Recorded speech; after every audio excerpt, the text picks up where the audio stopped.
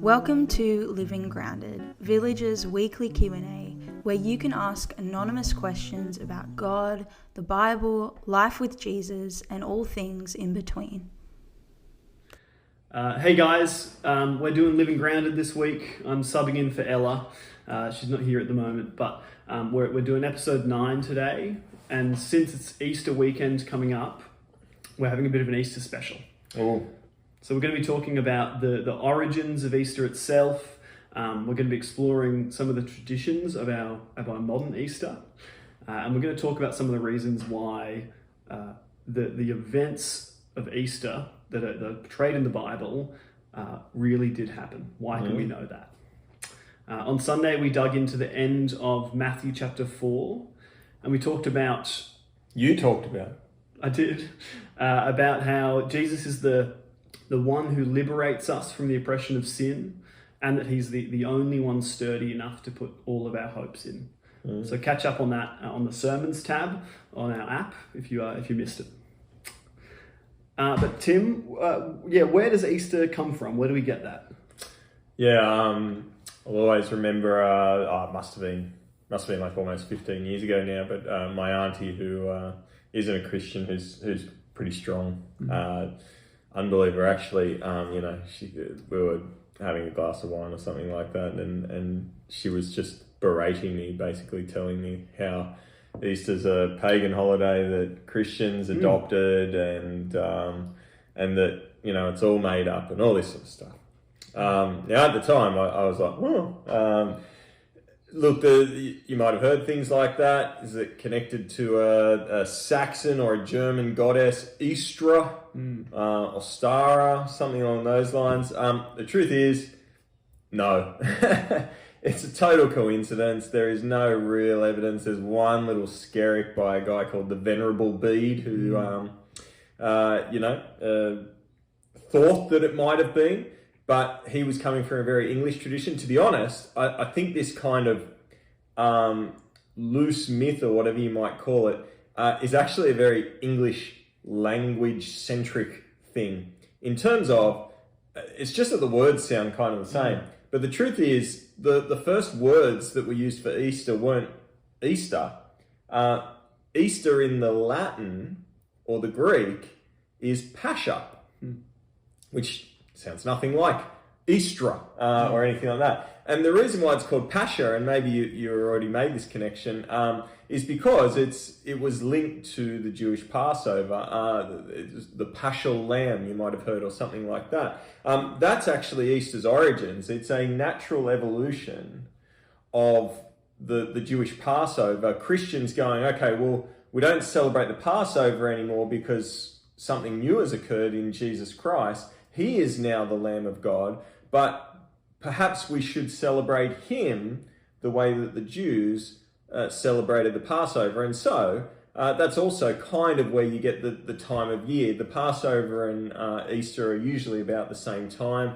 The only difference being, and the reason why there is a difference in this year, a particularly significant one, is that the Passover was linked to the Hebrew calendar, which is not as nearly as accurate as the modern calendar, that even the Julian calendar that the Romans used. And so it was that around the 4th century, a bunch of Christians got together and said, hey, what if we just say that Easter is the Sunday after the first, the first full moon of spring? Okay. So the Sunday after the first full moon of spring, that's when Easter is. Whereas Passover is always going to be connected to the month of Nisan in the Hebrew calendar. So that's basically why you get Easter when it is, and it's also why you get the name. Well, the name Easter is actually, to be honest, to go back to that, it's actually a real mystery. No one really knows where the name Easter comes from, but that's not the original name of Easter anyway. It's Pascha. Is Pascha and the Passion of Christ connected at all? No. No. Okay. No. Another language trick. Yeah. There's a more Latin stuff you would need to do there. Yep. Yeah, cool. And what about Easter eggs? That's something we do now. Easter, egg molded chocolate. Sure. They didn't have that back then, I presume. Why do we have it now? What's the significance? Is there one? They didn't even have chocolate. That's a bit sad, isn't it? Yeah. Look, it seems like it's a German thing. Became popularized, starts in Germany, became popularized in the US by German immigrants somewhere around the late Middle Ages, 1700s maybe. And to be honest, again, people go, oh, pagan origins, eggs, fertility rights, all this sort of stuff. The truth is, that's just total inference, and my answer has to be maybe, I don't know, but neither do they. And really it's just a case of it could have just been a fun thing that people did and were like, hey, this is cool, let's do this.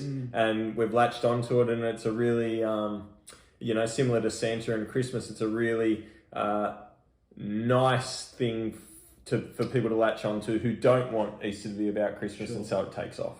Yeah. I think it's probably as simple as that.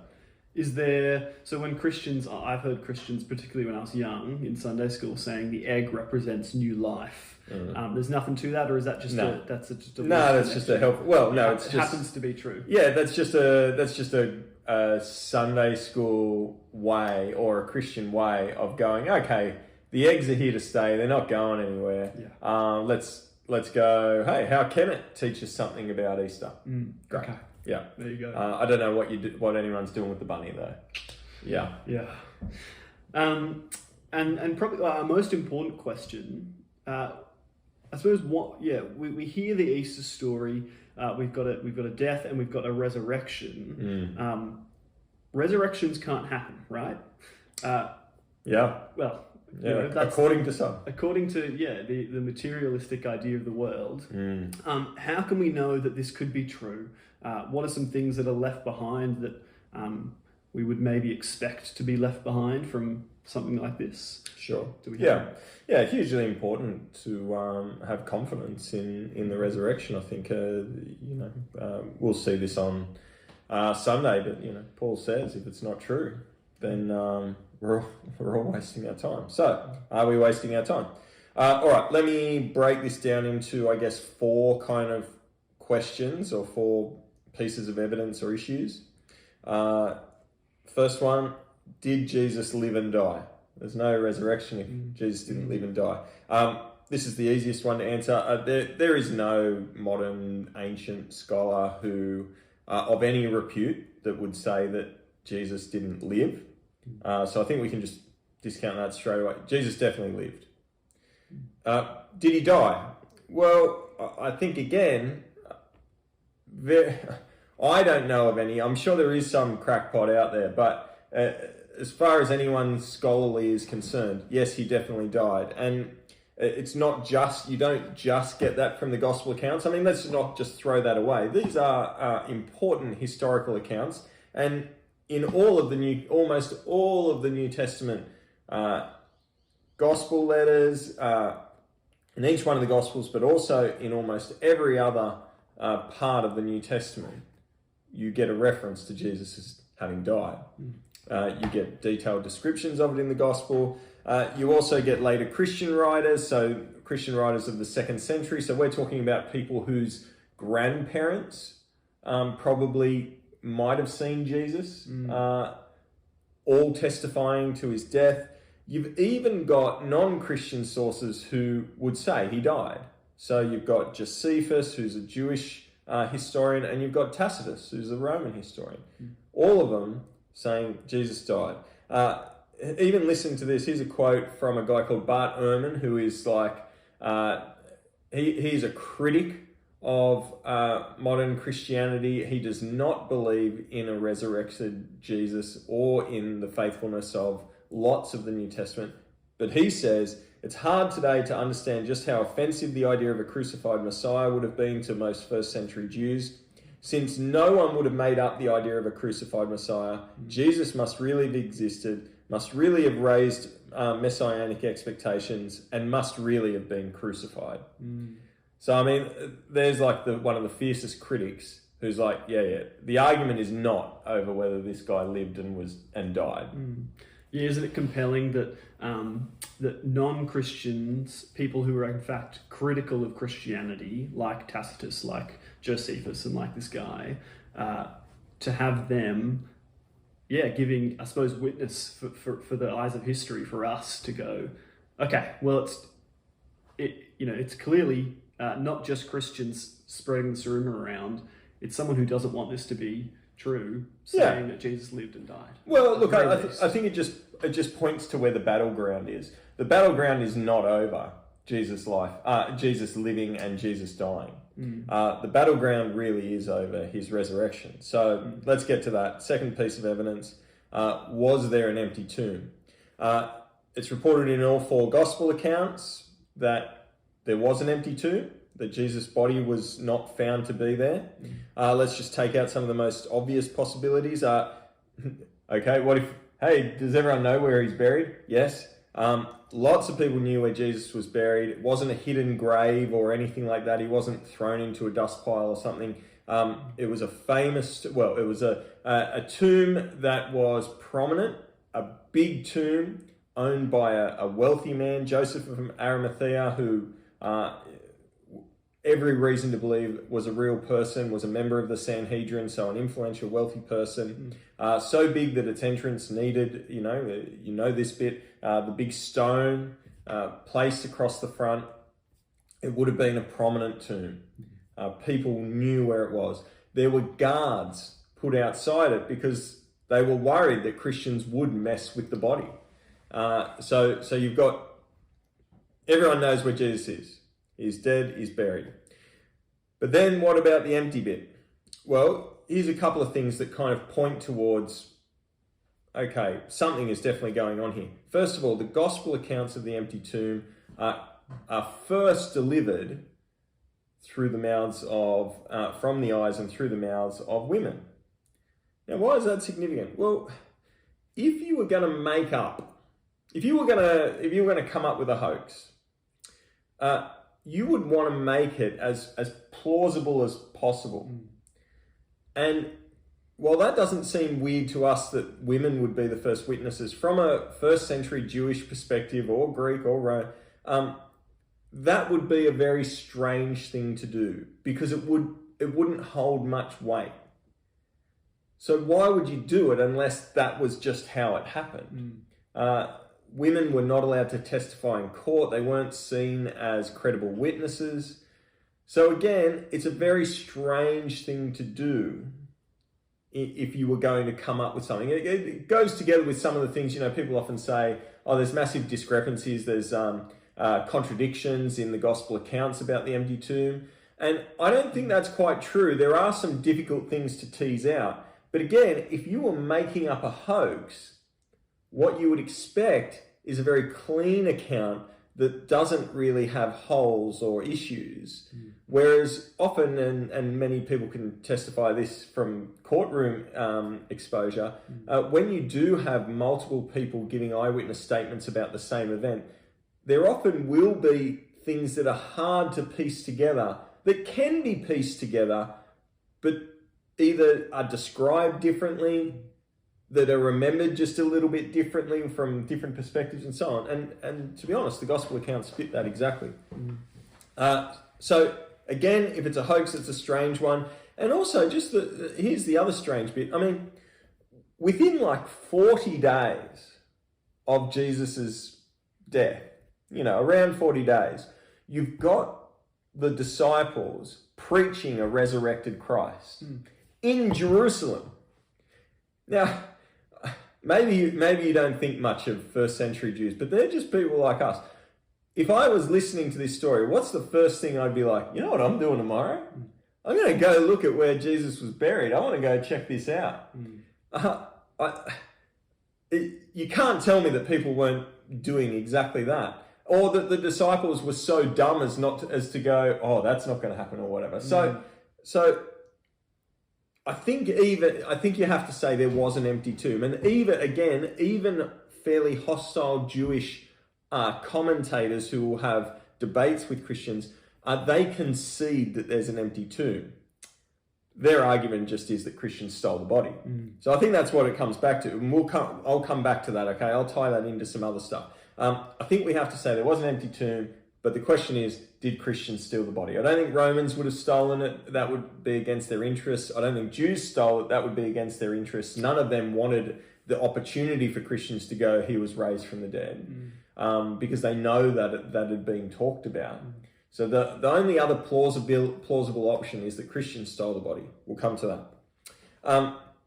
But third thing, did the eyewitnesses have experiences with a risen Jesus? So you get this in 1 Corinthians 15. I'll preach on this on Sunday. But Paul says, he's talking about, for what I received, I passed on to you as of first importance, that Christ died for our sins according to the Scriptures, that he was buried, that he was raised on the third day according to the Scriptures, and that he appeared to Cephas, that's Peter, and then to the 12. After that, he appeared to more than 500 of the brothers and sisters at the same time, most of whom are still living, though some have fallen asleep. Then he appeared to James, then to all the apostles, and last of all, he appeared to me also as to one abnormally born, so Paul as well. You've also got John's Gospel, Matthew's Gospel, Luke's Gospel, long accounts of a risen Jesus after his death having extensive encounters with his disciples, the road to Emmaus, the Sea of Galilee, and the at the end of John's Gospel. You've got, these aren't like little glimpses. They're not seeing him out of the corner of their eye. They're eating with him. They're talking to him. He's revealing things to them. Okay? Which leaves you, I guess, with three options. One, they're lying. These are all lies. I'll put that in with the stealing the body. We'll come back to that. Same thing as they're stealing the body. There's this made-up thing going on that they're all in on. Second option is a hallucination. And third option is they really saw Jesus. Let's deal with the hallucination.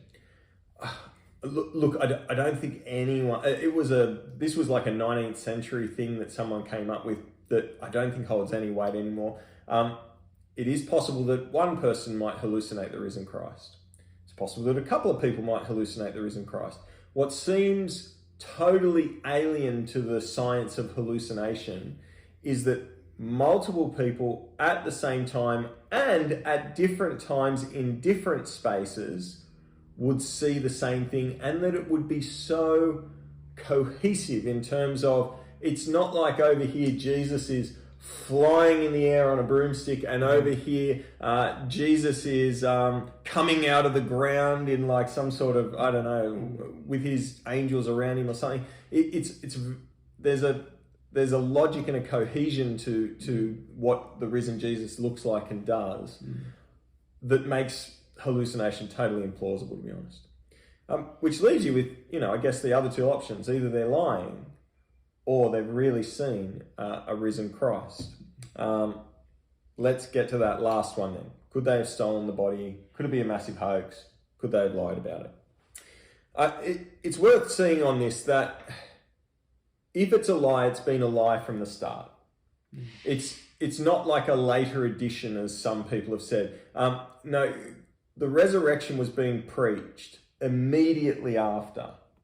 At the very beginning of at the very beginning of the ministry of the apostles, with Peter's first sermon. And even if you say, but that was changed later on, but it doesn't make any sense, because the Christian faith is built on the resurrection. There is nothing to preach about Jesus. Again, remember Bart Ehrman about a crucified Messiah. There is nothing in the crucified Messiah worthy of being preached unless he is raised from the dead. So you're talking about something that has been held on to from the very beginning. If it's a lie from the start. Now, could they have done it? Could it be a lie? Could they have stolen the body? Well, let me come at it from a different angle, okay? Because this is really, if we're going to say that, here's what we're saying. We're saying that a bunch of people, bunch of men and women, were capable of concocting and holding on to a complicated, significant, life-changing lie, and that they were willing to and wanted to, deeply desired to, in fact, gave their whole lives to winning other people to that lie.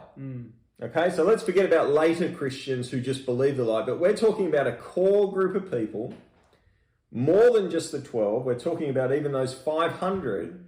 We're talking about a body of disciples who were all in on it and who were willing to convince other people that it was true. And for what gain? Well, to die relatively painful, to live relatively painful and suffering lives, as well as die fairly terrible deaths. Okay, so that's what we've got to be willing to say. Yeah, what's the motivation? Yeah, well, yes, so that's part of it.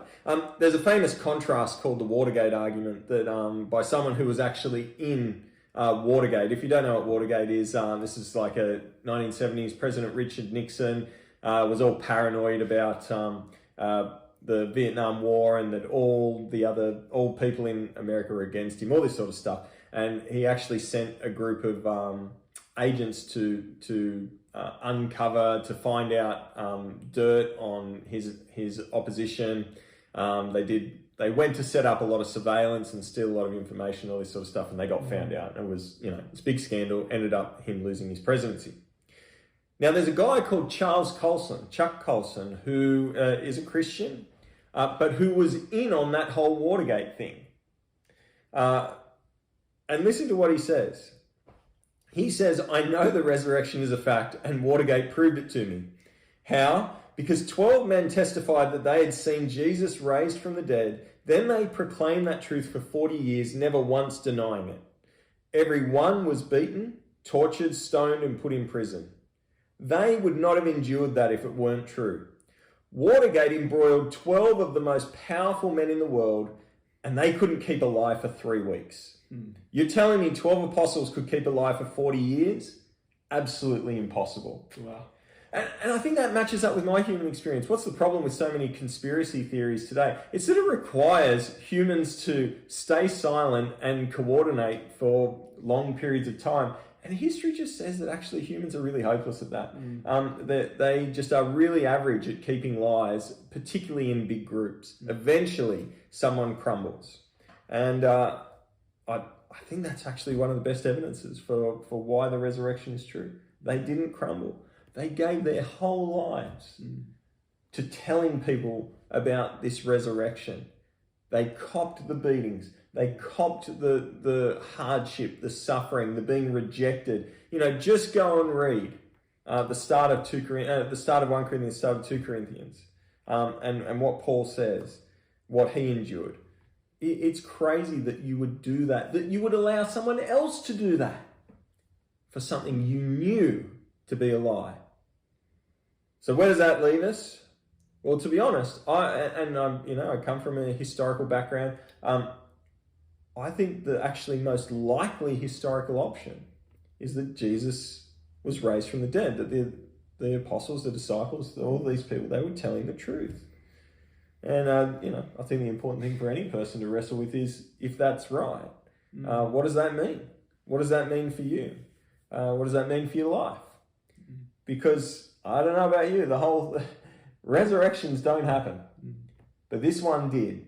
And I think that proves that Jesus must have been who he says he is, that he was God, that he was the Messiah, and that he came to die for our sins. And if that is true, then first of all, surely we must put our belief in him and listen to him when he says, "Come and follow me," with all the things that then means.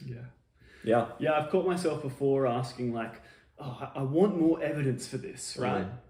Only to realize that if a resurrection happened, we have the exact type of evidence that it would leave behind. We don't have video camera footage, but we do have weighty eyewitness testimony that's given weight to it by their deaths and their unwillingness to deny continually. Empty tomb, all this sort of stuff. We have the type of evidence that a resurrection, if it did happen, would leave behind. We can't really ask for more. And if there was video evidence, we'll just look at the moon landing. There's video evidence of that. What do people think about it? We would do the same things. The answer is maybe we don't want it to be true. Maybe lots of people don't want it to be true. And I think that is what's going on. But it is true. And that has incredible significance. I want to be on the right side of the resurrection. Yeah. That's helpful, Tim. Yeah, so good to be convinced of that. It's the cornerstone of who we are and how we live our lives out. Being convinced of the resurrection. Yeah. What's coming up for us this week at church? Yeah, look, obviously it's Easter. So Good Friday, 9 a.m. It'll be about an hour. And Sunday will be the same, 9 a.m. and about an hour.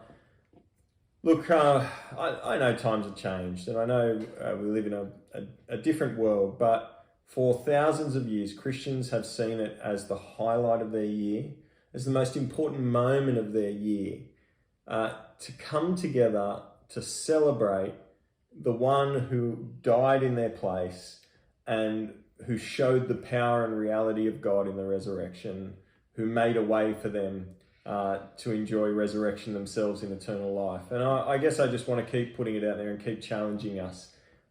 What could be more important than celebrating that with your church family? This is Christ's moment. This is the moment where we get to celebrate. We should do that every Sunday, of course, but there is something special. And it's also a moment where we can invite other people to come and check out what the whole Easter and Jesus thing is about. So would really encourage you. Great opportunity this Friday and this Sunday. Come both. The sermons kind of connect in with each other. But bring someone along. Bring someone who might just come to church because it's a special event. Encourage you. Great. Thanks for tuning in, guys. I'll see you later this week.